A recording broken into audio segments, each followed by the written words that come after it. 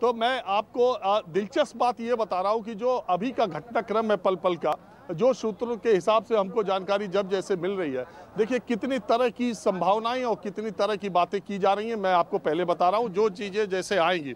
मेरी जानकारी के मुताबिक न्यूज़ 24 को विश्वस्त सूत्रों से जानकारी मिली है कि 12:30 बजे से 1 बजे के बीच में नीतीश कुमार ने राजभवन में वक्त मांगा है।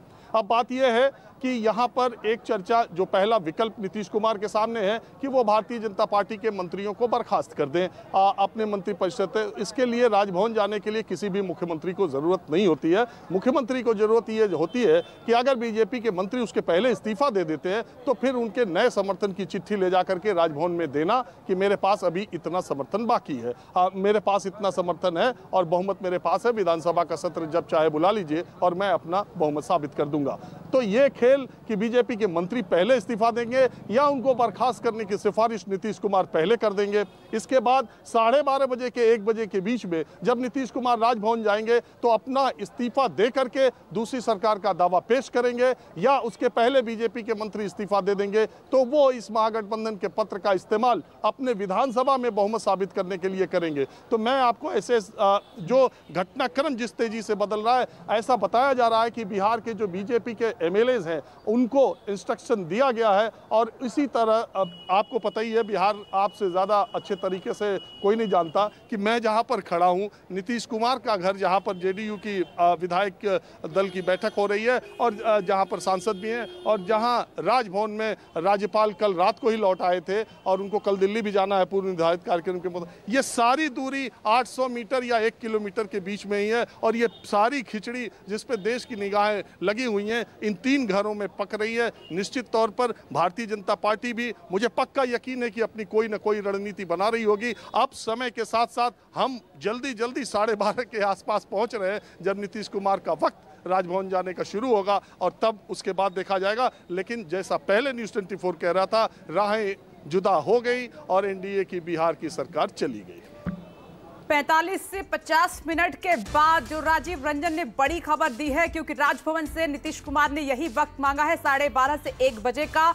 आपको दिखाई दे राजभवन की ओर जाते हुए, और हालांकि जो परिस्थितियां बनती हुई दिखाई दे रही हैं सुकेश, बीजेपी अभी क्या कर सकती है ये भी सबके मन में चल रहा है। कहीं कुछ बचा तो नहीं है कि अचानक, क्योंकि बीजेपी बहुत साइलेंटली अपनी रणनीति बनाती है, मीडिया में भनक तक नहीं होती है। आप भी आज तक ब्रेक नहीं कर पाए। हम यही चर्चा करते हैं कि बीजेपी की अगली प्लानिंग क्या होगी।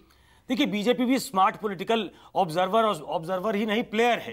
तो जहां उसके पास नंबर्स नहीं है, जहां उसके मनूवर करने की क्षमता नहीं है, तो वेट एंड वॉच करेगी। वो नीतीश कुमार को नेम एंड शेम करेगी, वो नीतीश कुमार को पलटू बताएगी, वो नीतीश कुमार को भ्रष्टाचारी होने के जो भ्रष्टाचारी जिनको कहते थे उनके साथ जाने वाला एक अपॉर्चुनिस्ट बताएगी। और ऐसे में नीतीश कुमार को खरी खोटी सुनाकर वो बीजेपी के लिए इनरोड तलाशने की कोशिश करेंगे। ये उनके लिए एक अपॉर्चुनिटी हो सकती है जिसमें वो 17 साल का जो एंटी इनकम्बेंसी नीतीश कुमार के खिलाफ है उसका इस्तेमाल करें और अपने लिए एक इनरोड बनाएं, एक लीडरशिप तैयार करें। बीजेपी ने बिहार में कोई नई लीडरशिप तैयार नहीं की है, ये उनकी सबसे बड़ी कमजोरी है। योगी आज की तारीख में उत्तर प्रदेश में एक एस्टैब्लिश्ड लीडर के तौर पे उभर आए हैं और इसलिए स्मूथ सेलिंग है कि नरेंद्र मोदी और योगी एक बहुत ही मजबूत कॉम्बिनेशन, एक दूसरे को संबल देने वाले कॉम्बिनेशन बनते हैं। बिहार में सुशील मोदी के राजनीतिक तौर पे नेपथ्य में जाने के बाद बिहार की राजनीति से वो एक बड़ा चेहरा वहां तैयार नहीं कर पाई है, ये उसकी सबसे बड़ी कमजोरी है। मुझे लगता है कि आज का जो राजनीतिक घटनाक्रम है उसके बाद सारी कोशिश बिहार में बीजेपी को और बीजेपी लीडरशिप को मजबूत करने की होगी। फौरी तौर पे उनके पास बहुत ज्यादा ऑप्शन अभी दिखाई नहीं देता। कुछ ऑप्शन, जो एक तो हॉर्स ट्रेडिंग का ऑप्शन है, क्योंकि बीजेपी ऐसी पार्टी है कि वो भले ही पार्टियां हार मान लें लेकिन वो अंत तक हार नहीं मानती है। क्या यहाँ पर हॉर्स ट्रेडिंग की आपको एक तस्वीर नजर आ रही है? दूसरा ये बीजेपी पर ये होता है कि अगर राज्यपाल उनका है, स्पीकर उनका है, तो वहां से खेल करने की कोशिश करती है बीजेपी। तो क्या अभी भी पिक्चर थोड़ी सी बाकी नजर आ रही है? सुकेश, इस पर मैं जवाब लूंगी, लेकिन एक बड़ी खबर, महागठबंधन के नेता लेटर लेकर नीतीश के पास जाएंगे, ये बड़ी खबर। अमिताभ,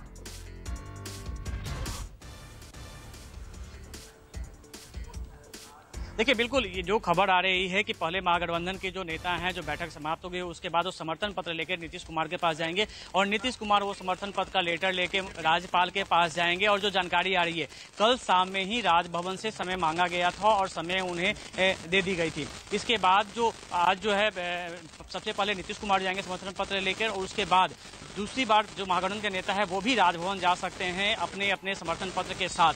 2 बार राजभवन के पास जा सकते हैं और ये बड़ी खबर है कि नीतीश कुमार समर्थन पत्र लेके राजभवन जाएंगे और जिसके लिए समय मिल चुका है। और दूसरी जो खबर ये है कि उसके बाद नीतीश कुमार के मिलने के बाद एक बार फिर जो महागठबंधन के नेता हैं तेजस्वी प्रसाद यादव के नेतृत्व में वो फिर राजभवन जाएंगे वहाँ पे और राज्यपाल से मिलकर अपनी अपनी सहमति जो है उसके वो वहाँ पे बताएंगे और सहमति पत्र वहाँ पे देंगे। और देखिए इस वक्त जो है हम बीजेपी ये तारकिशोर प्रसाद के घर के सामने खड़े और यहाँ पे उसके पहले वो जो बैठक चल रही थी तारकिशोर प्रसाद थे और यहाँ पे जो संजय जायसवाल थे, दीपू भाई दलसानिया थे, लेकिन अब तमाम मंत्रियों को एक एक करके यहाँ पे बुलाया जा रहा है और तमाम मंत्री यहाँ पे पहुंच रहे हैं। और इस बात का अनुमान है कि अगर जेडीयू की बैठक में ये फैसला होता है बर्खास्तगी से पहले, ये तमाम मंत्री अपना इस्तीफा भी सौंप सकते हैं। इस तरीके की बैठक के अंदर के बाद जो चर्चा आ रही है, तमाम मंत्री यहाँ पे पहुंच रहे हैं और उनसे इस्तीफे का लेकर एक बार पहले ही बर्खास्तगी के पहले भी हो सकता है कि ये अपना इस्तीफा सौंप दे, क्योंकि जो डैमेज कंट्रोल चल रहा था वो बिल्कुल अब खत्म हो चुका है और ये स्पष्ट हो चुकी है कि अब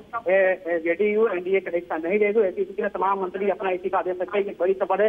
तारकिशोर प्रसाद जो बिहार के डिप्टी सीएम, उनके घर के अंदर जो बैठक चल रही है उसका जो सूत्र बता रहे हैं कि तमाम बीजेपी के मंत्री इस्तीफा भी अच्छा दे सकते हैं और इसलिए तमाम मंत्रियों को यहाँ पे बुलाया जा रहा है और इसका करके तमाम मंत्री यहाँ पे अभी फिलहाल अगर बात करें तो वहाँ पे पहुंचे हैं, कांग्रेस पार्टी पहुंचे, अमरेश प्रताप पहुंचे, सम्राट चौधरी पहुंचे, इसके अलावा डिप्टी बीजेपी भी यहाँ पे पहुंच चुकी है और भी जो बीजेपी कोटे के मंत्री हैं वो एक करके यहाँ पे आ रहे हैं। फिलहाल यहाँ के मंत्री ही आ रहे हैं, विधायकों को नहीं बुलाया गया है, लेकिन तमाम मंत्री और संगठन प्रभारी यहाँ मौजूद है जिनकी मौजूदगी में फैसला लिया जाएगा।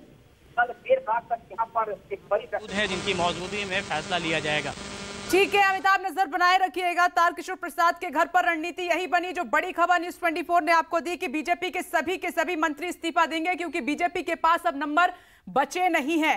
सबसे बड़ी टीम के साथ सबसे बड़ी कवरेज नॉनस्टॉप लगातार जारी है। बिहार में तेजी से बदलता हुआ घटनाक्रम जिस पर हमारी नजर है। बड़ी खबर अभी की ये कि नीतीश कुमार राजभवन का अब से थोड़ी देर के बाद रुक कर रहे हैं।